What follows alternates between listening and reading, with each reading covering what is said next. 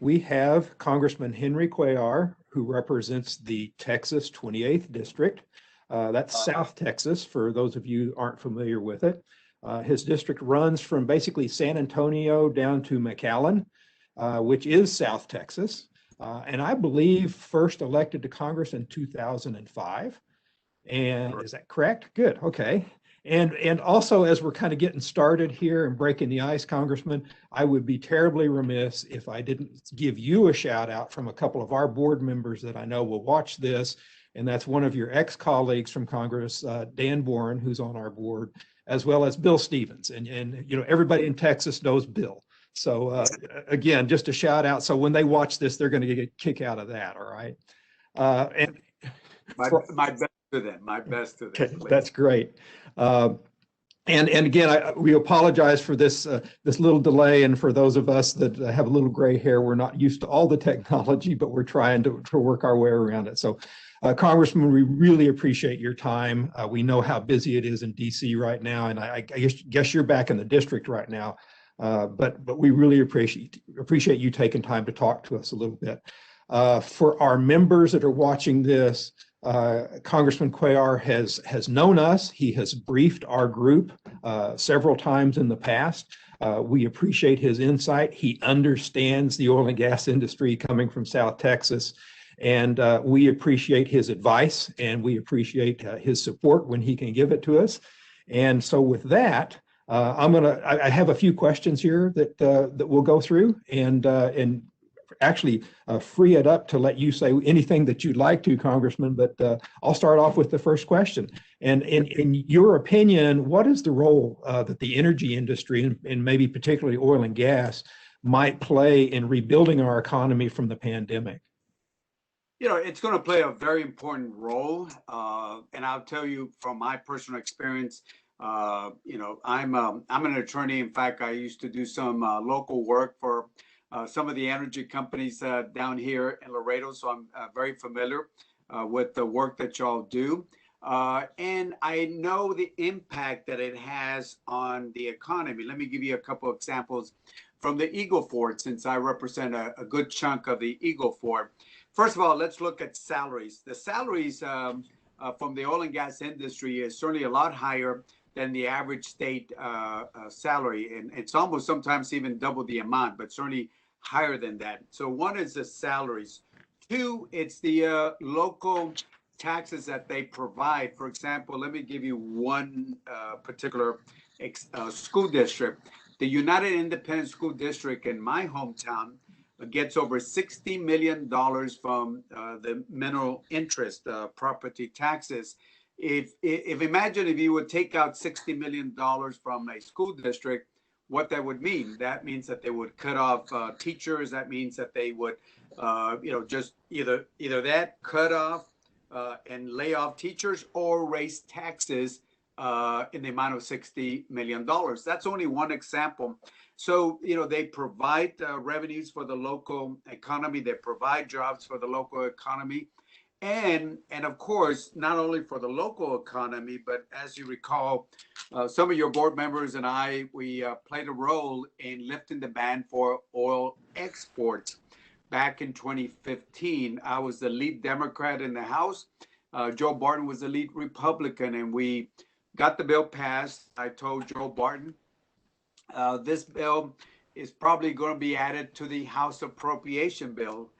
As you know, I said on the appropriations, and it did get added. December of 2015, we lifted the ban when a lot of people thought it was going to take us years, but we're able to lift it in 1 year. And then from there, I saw that was in December 15th of 2015. And then a little bit after that, in January, the first oil export came from my district in the Eagle Ford, went to Corpus Christi, and then went off to Europe. And after that, we've seen all the good news. So the energy folks will play a very important role in making sure we keep our economy moving.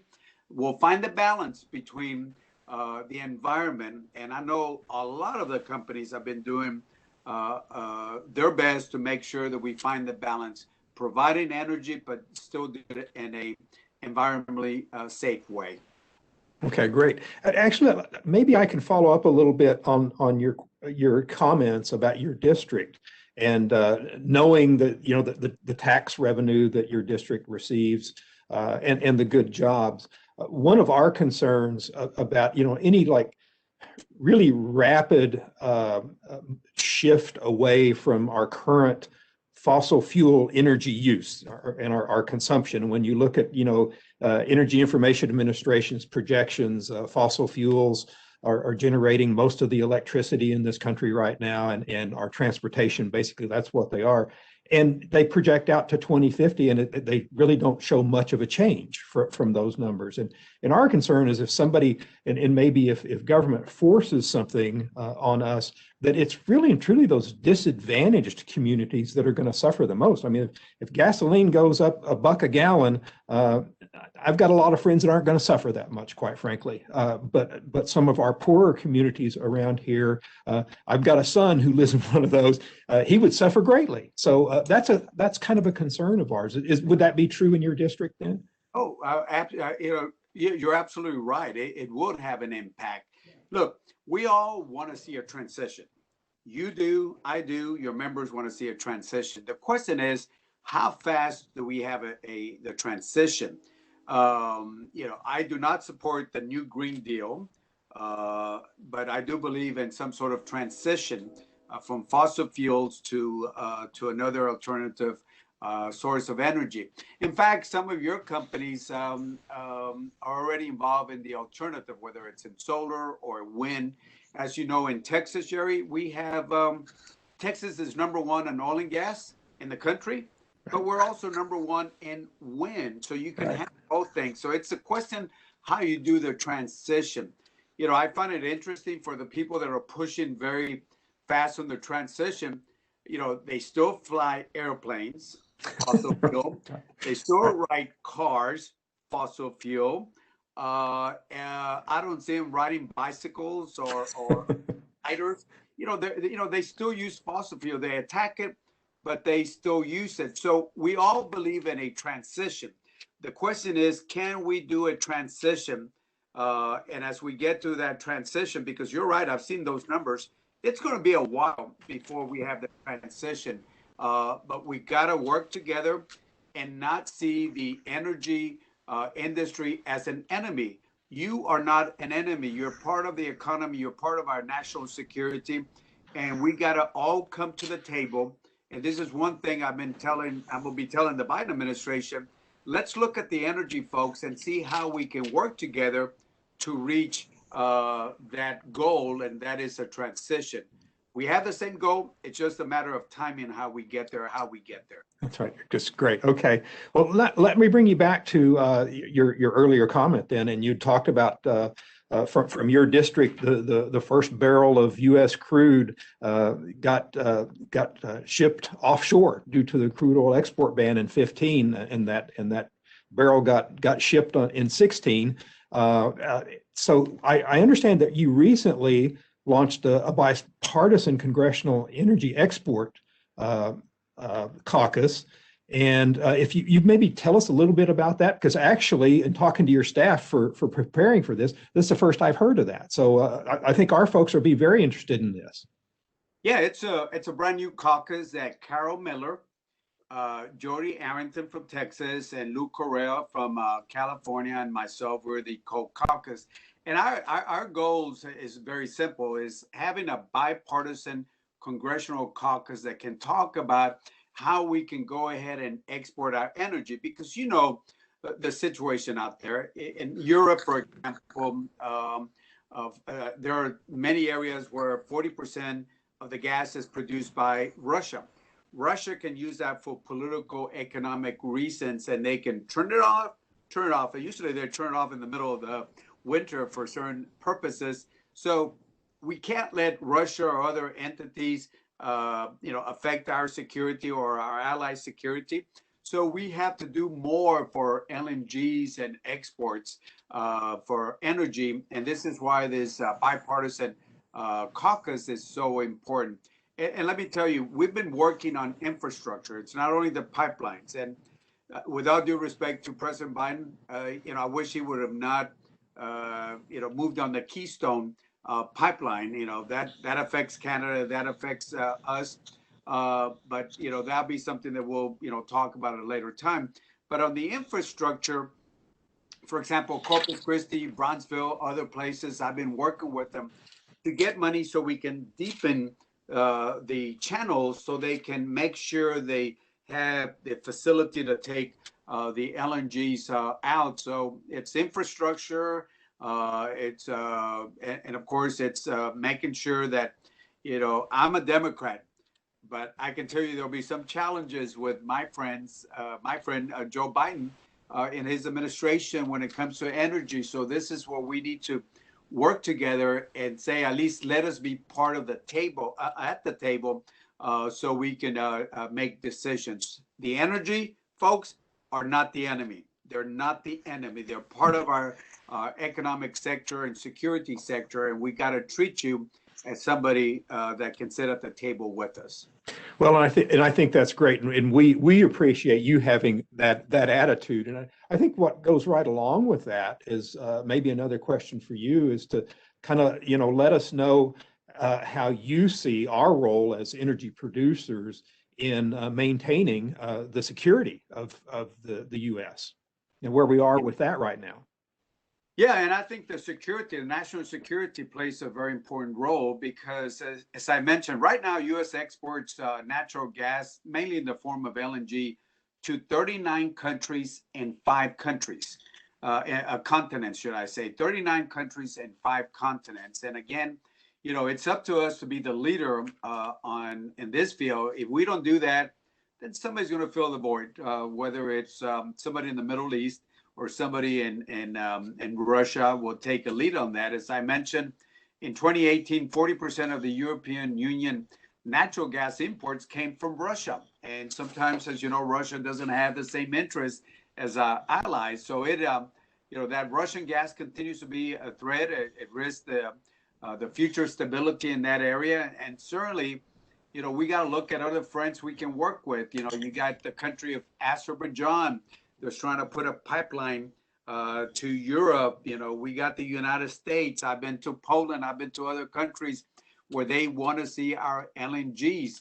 So we have to be the leader. If we are not the leader, then somebody is going to take that, fill in that void. And I think our country can do that. Okay, that's great. So what about those people that are a kind of a follow-on question then about that? And you obviously see the importance of our LNG export.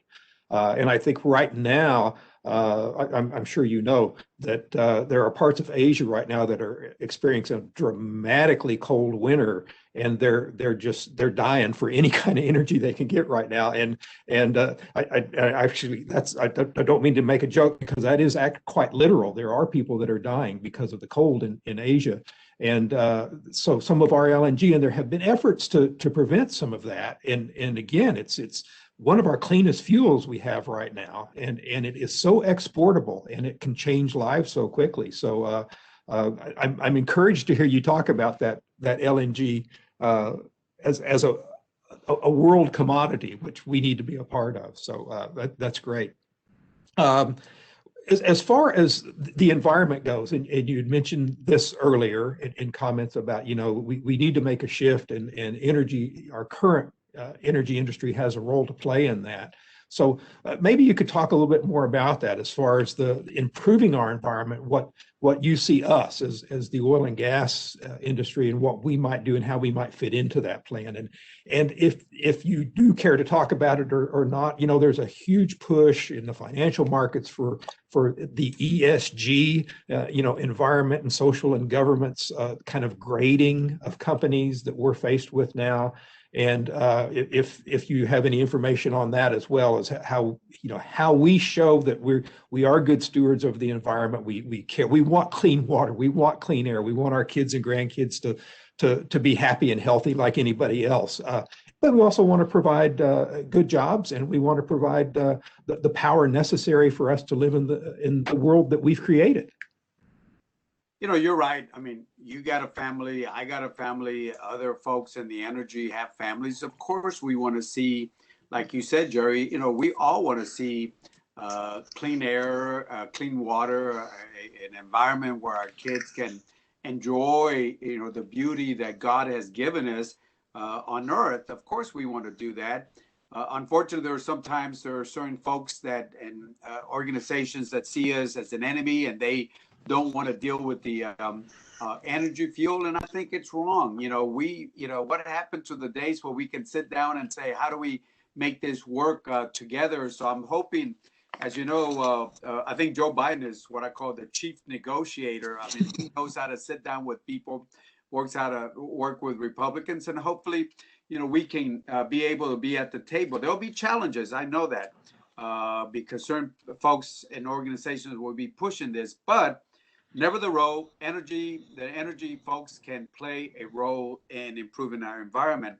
Let's start off with the U.S. natural gas. Natural gas, along with renewables, conservation can bring real greenhouse gas reduction. There are a lot of technology we can look at. In fact, in the House appropriations, I've added millions of dollars to address the issue of, for example, methane gas emissions. I've added millions of dollars to find technology to work with our companies. In fact, just a couple of days ago, I was talking to a company and I was telling them about this situation. And they said, well, actually, we're going to be doing that on methane emissions in Canada. I said, whoa, whoa, whoa. Before you go off to Canada, once you come to the Eagle area, the Eagle Shell, and work with us. So I'll be talking to a company that says that they have a way to do this methane emissions. Because as you know, when I've asked that question, it's usually an issue of you got to have the pipelines and how do you get that? But they found another way to address this issue, very innovative. So maybe we can follow up on that, Jerry, if you have folks that are interested in this company that wants to do it. But the bottom line is, if we increase the use of cleaner natural gas for power generation, it's going to remove a lot of carbon dioxide emissions that would have occurred. And this is why natural gas is a clean way of doing this. This is part of the energy. And same thing, using natural gas to generate electricity has helped lower the carbon dioxide emissions also to one of the lowest levels that we've had in the generation. The U.S. cut the CO2 emissions more than any country since 2000. And unfortunately, there are certain groups that don't give the energy industry credit for that, but I think it's important. If we switch from coal to natural gas, for example, and that switch has accounted for 61% of reduced carbon dioxide emissions for the power sector since 2005. So again, natural gas has been very, very important to us.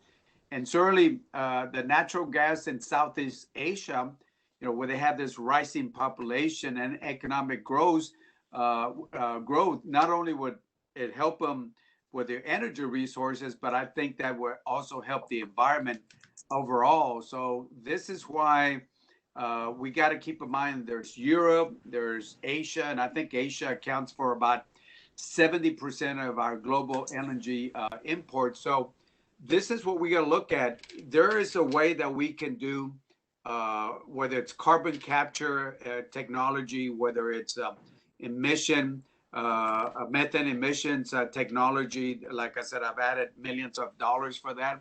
There's ways that we can work together. But again, I go back to my basic premise. People cannot see the energy sector as an enemy. They have to see the energy sector as a partner to help reach the goals that we want to on a timetable that doesn't affect our economy when we talk about climate change. So I see you, just like other members do, as partners and stakeholders to address climate issues or environmental issues. Okay, great. Thank you. As we started this conversation, I noted how you were well versed in our issues, and for anyone that has been with us for the 15 minutes or so we've been on here, they understand now that you actually do get it, which is wonderful for us. And And again, I'm nothing against any of your colleagues, but there's a lot of folks up there we talk to that don't quite get us, but you do, obviously. So in closing, and I know it's about, we're about at our time allotment that you gave us here, but in closing, if you might want to talk about, and you mentioned your new caucus on energy exports, but just talk about your efforts in the energy industry, and that you do have the Eagle Ford in your district, and again that you understand our industry. So it maybe in closing, if you want to talk about what your efforts have been, and maybe what you see moving forward. You've mentioned a couple of those things, maybe with the Biden administration, but what you might see moving forward, and our role, and what you might challenge us that we might do with you. Yes, and first of all, I still go back to the bipartisan effort with Joe Biden and myself to do the ban on oil exports. We were able to do that again in less than 1 year, when a lot of folks thought they was going to take several sessions, but we're able to do it one way, and we did it in different ways. We spent a lot of time talking to Democrats, and it worked. So that has been, I thought it was important to be able to lift that ban. We've also worked on bipartisan legislation to expedite the approval of LNG exports to non-FTA countries also. And we certainly want to work on legislation to encourage the export of small-scale liquefied natural gas, especially to help countries in the Caribbean, Central America, South America area, also our neighbors to the south. I've worked on appropriations to add monies for chips, for example, chip channels, like, for example, Corpus Christi added millions of dollars. It's not my district, Corpus Christi. It's a beautiful area, but if they succeed, the Eagle Ford is going to succeed, or the Permian Basin, or other places. So we got to have the infrastructure there. And then the other thing, we are going to have challenges. Look, as I mentioned, I'm a Democrat. And there are some folks in my Democratic parties that might be a little bit more progressive and might not understand the energy folks. Even though I'm always trying to expand Democrats to be understanding of the energy sector. And one of the things we got to look at, like the rating that you said, they're looking at ratings of companies that are, and we got to be careful because they might have an impact, economic impact on some of those ratings of what you do. I go back to my basic premise. We got to look at the energy sector as stakeholders, not as the enemy, but as stakeholders that should be at the table to give us the input. And Jerry, I'll close with this. Find me one energy executive that says, I want my children to have dirty water. I want my children to have ugly air. I want my children to not have a beautiful environment. Nobody's going to do that. We're all parents, fathers, mothers, and we want to have an environment that's clean for not only for us, for our children, for generations. So again, I give you the benefit of the doubt. I will work with you. There are other folks in a bipartisan way. We'll continue doing that. But I ask you to please, Jerry, be in contact with my office, with me, because I want to be a champion for you all. And I want to be able to find real solutions to the practical problems that are facing our world right now as stakeholders. So with that, Jerry, to you and all your board of directors and other members, I just want to say thank you so much for this long working relationship that we've had.